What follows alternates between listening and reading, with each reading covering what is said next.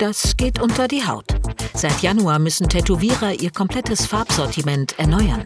Denn eine neue EU-Verordnung verbietet Inhaltsstoffe wie zum Beispiel Konservierungsmittel oder Pigmente, die potenziell als gesundheitsgefährdend eingestuft wurden.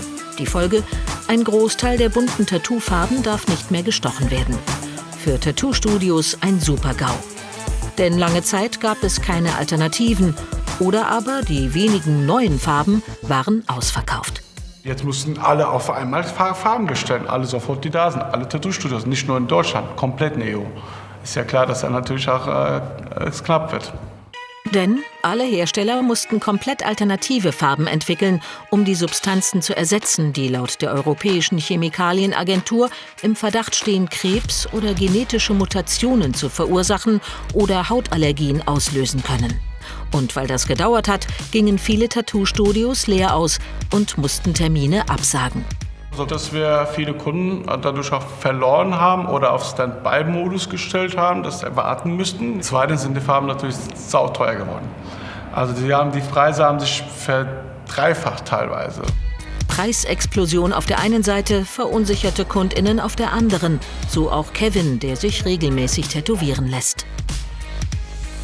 Am Anfang war ich geschockt. Ich habe mir erstmal Sorgen gemacht, dass es komplett verboten wird, dass es auch keine Alternativen gibt. Zum Glück gibt es ja welche. Ich finde es gut, dass da auf jeden Fall geforscht wird und dann gesagt wird, okay, der Stoff ist nicht gut dafür, dass man dafür eine andere Lösung finden muss. Das finde ich auf jeden Fall eine gute Sache, ja. Branchenverbände allerdings kritisieren, dass die Gefahr der bisher genutzten Substanzen, aber auch die Zusammensetzung der alternativen Farben nicht ausreichend geprüft wurde. Ich glaube, das ist sehr zwiegespalten im Moment, da es natürlich einerseits völlig klar ist, dass niemand was gegen den Grundgedanken von Verbraucherschutz hat. Also das ist natürlich sinnvoll zu sagen, wir gucken, dass nichts irgendwie tätowiert werden darf, was tatsächlich gesundheitsgefährdend sein könnte. Gleichzeitig fühlt man sich aber auch natürlich so ein bisschen, doof gesagt, verarscht, weil es tatsächlich einfach gar keinen Nachweis so richtig dafür gibt, dass die Regulierung wirklich die Gesundheit schützt. Auch VerbraucherschützerInnen bemängeln das Fehlen einer Positivliste. Eine Negativliste gibt es ja jetzt mit der neuen EU-Verordnung. Es gibt aber leider keine Positivliste. Das heißt, es ist immer noch sehr schwierig für Verbraucher zu beurteilen, ob eine Tattoofarbe in Ordnung ist oder gesundheitlich bedenklich.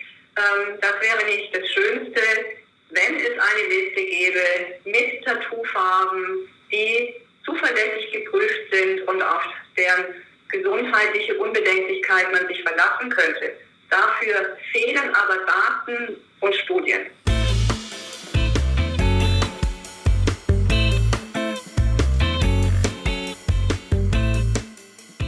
Insgesamt, sagt das Bundesinstitut für Risikobewertung, muss sehr viel mehr weitere Forschung stattfinden. Und es gibt zum Beispiel jetzt auch eine große Studie an der Charité in Verbindung mit dem Bundesamt für Risikobewertung, bei dem Personen, die sich haben tätowieren lassen, untersucht werden und man eben versucht nachzuvollziehen, was mit den Farben im Körper passiert, weil man das noch viel zu wenig weiß. Nicht nur für Tätowierte, auch für Tattoo-Studios wie My Story in Wiesbaden bleibt die Ungewissheit. Zwar arbeiten sie schon mit den alternativen Farben, allerdings fehlt die Erfahrung, wie gut sie sind und wie lange sie halten. Ein Tätowierer weiß ja genau, welche Farbe er nimmt und wie das am Ende, wenn das Tattoo verheilt ist, ja, nach 6 Wochen oder auch nach 2, 3 Jahren, wie sich das unter der Haut sich bildet, also die Farbe, wie intensiv das noch bleibt. Ja. Das wissen wir, das wissen die Tätowierer quasi und damit arbeiten sie auch. Natürlich ist es jetzt so, es sind neue Farben, da sind immer natürlich Fragezeichen dabei. Ne? Aufatmen ist für die Tattoo-Branche also nicht in Sicht. Auch weil ab 2023 weitere Verbote folgen. Im kommenden Jahr sollen auch bestimmte grüne und blaue Farbpigmente untersagt werden. Bis dahin haben Hersteller die Möglichkeit, sicherere Alternativen zu entwickeln. Wir haben uns gedacht, mittlerweile sind so viele Leute tätowiert. 17% aller Deutschen, sagt die Statistik. Da müssen wir noch mal nachhaken. Bei Daniela Huploa, Gesundheitsexpertin von der Verbraucherzentrale, die wir auch gerade schon im Film gesehen haben. Grüß Sie, Frau Huploa. Warum gibt es denn nicht so eine Positivliste, also mit Farben, die sicher sind? Weil es die Erfahrungen damit noch nicht gibt. Es gibt tatsächlich zu wenig Daten, zu wenig Studien. Es ist ja jetzt erst so ein Prozess in Gang gekommen in den letzten Jahren, dass man herausgefunden hat, man weiß viel zu wenig, was diese Studien im Körper bewirken. Man weiß inzwischen, dass die Farben im Körper wandern. Jetzt gibt es immerhin schon mal diese Negativliste, die Stoffe, von denen man weiß, dass die Krebs auslösen, dass die genetische Veränderungen verursachen. Das ist ja schon mal ein erster wichtiger Schritt. Und der nächste, das wird aber noch dauern, dass man wirklich die Studien hat, dass man weiß, diese Farben sind unbedenklich. Wenn ich es jetzt trotzdem machen möchte, wie gehe ich vor, um möglichst sicher zu sein? Ja, ganz wichtig ist natürlich die Hygiene im Studio. Das heißt, man schaut sich das Studio an, man schaut, da, wo man tätowiert wird, ist es außerhalb des Verkaufsraums, ist es ein sauberer Raum, stehen Desinfektionsmittel bereit. Und ganz wichtig, sind es Einmalfarben, also Farben, die steril sind? Ist die Flüssigkeit, mit denen die vermischt werden, steril? Sind die Geräte steril? Also damit man sich keine Infektion einfängt, die man sich sonst einfangen kann. Es ist übrigens auch keine gute Idee, mal so irgendwo auf einem Festival oder im Urlaub sich schnell mal tätowieren zu lassen. Wäre ich sehr vorsichtig. Ja. Und es gibt zum Beispiel eine DIN-Norm, Tätowieren, sichere und hygienische Praxis. Das wäre eine DIN-Norm, wo man nachfragen kann im Studio. Haben Sie das? Halten Sie sich da dran? Ja, genau. Das ist doch ein sehr guter Tipp, genau. Worauf sollte ich genau bei den Farben achten? Ja, und das ist jetzt das Einzige, was man eigentlich ja wirklich machen kann, ist zu fragen, halten Sie sich an diese neue EU-Verordnung? Das heißt, verwenden Sie keine Farben mit diesen Inhaltsstoffen, die verboten sind? Und dann kann man sich das auch noch mal anschauen. Auf den Farbtiegeln muss stehen, dass es geeignet ist für Tattoofarben oder für Permanent Make-up. Es muss der Hersteller genannt sein, es müssen die Inhaltsstoffe genannt sein.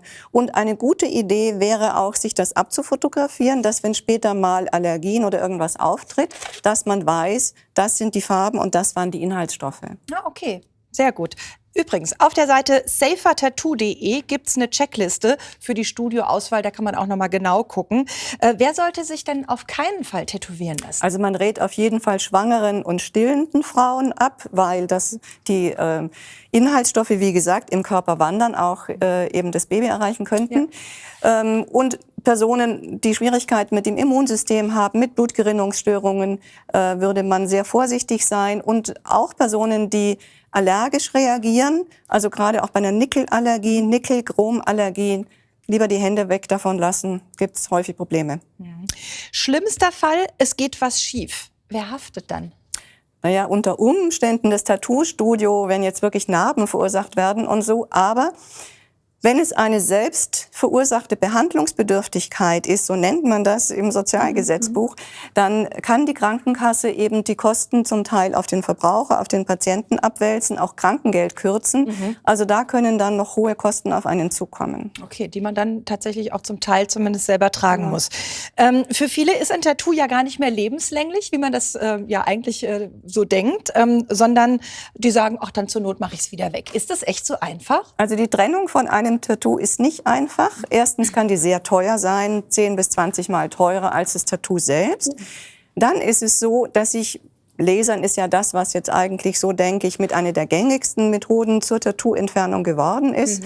Dürfen übrigens auch nur noch Ärzte, Ärztinnen machen und nicht mehr in Tattoo-Studios. Gab es auch Probleme. Das macht es sicherer, aber das auch teurer. Das macht es sicherer, aber auch teurer. Aber man muss wirklich Kenntnisse haben und man muss wissen, welche Laserstärke bei welcher Farbe eingesetzt werden soll. Es lassen sich nicht alle Farben entfernen.